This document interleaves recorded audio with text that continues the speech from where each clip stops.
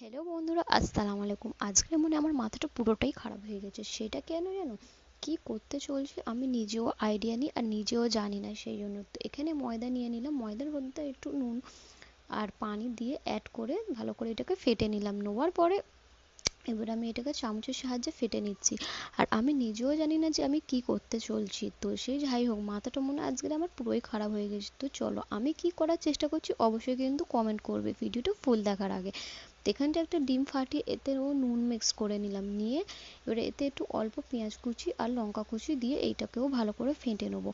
নেবার পরে আমি এখানে প্যান একটা তাসা নিয়েছি। তাসার মধ্যে এবারে একটু অল্প তেল দিয়ে দেবো। তেল দিয়ে আমি ভালো করে প্যানটাকে নাড়িয়ে চাড়িয়ে নেবো। তো আমার পেঁয়াজ যেহেতু আর নতুন পেঁয়াজ, সেই জন্য আমার ডিমটা দেখো কালো কালো হয়ে গিয়েছে। তো সে যাই হোক, তোমাদের ঈদের মার্কেটিং কতদূর কি হলো অবশ্যই কমেন্টে জানাবে কিন্তু। তো এখানে আমি নতুন ফ্রাই প্যান নিয়েছি, নতুন তাসা নিয়েছি। তো নতুন তাসার মধ্যে আমি এখানে এই ঘুরিয়ে নিয়ে এবারে আমি ময়দার বেটারটাকে দিয়ে দিচ্ছি। আমি কি করতে চলছি আমি নিজেও জানি না, কিন্তু এটা একটা নতুন এক্সপেরিমেন্ট, তো করেই দেখা যাক যে কি হয়।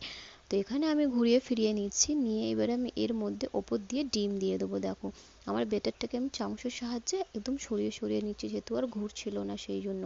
তো তোমরা কারা কারা আমার মতন এইরকম পাগলামো রান্না করো অবশ্যই কমেন্ট করবো। এই রান্নাটা ধরতে গেলে অ্যাকচুয়ালি একটা পাগলামো রান্না।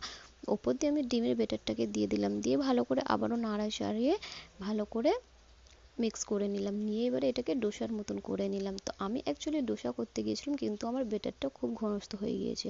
তো ঘনস্থ হলে কী হবে, কিন্তু খেতে খুবই নাকি টেস্ট হয়েছিল। আমার মেয়ে বললো। তো দেখো আমার এইরকম ভাব রেডি হলো।